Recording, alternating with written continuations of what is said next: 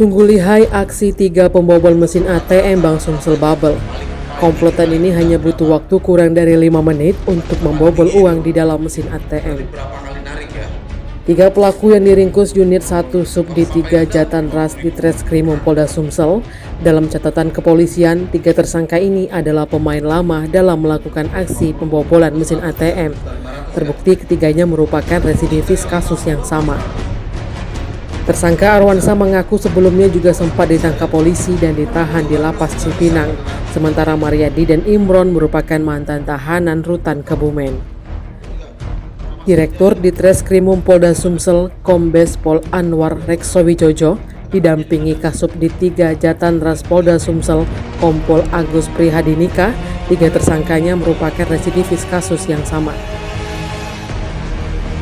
Awalnya mereka dengan modus mematikan arus listrik pada mesin ATM, namun untuk kali ini para pelaku beraksi dengan menggunakan pencapit yang sudah disiapkan.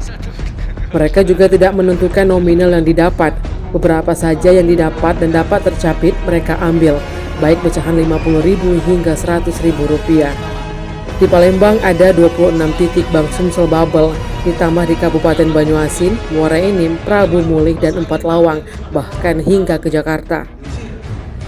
Bahkan untuk 26 titik ATM BSP yang dilibasnya dalam 2 hari, tepatnya pada tanggal 5 dan 6 Juni 2022 lalu, mereka melakukannya dengan sangat cepat.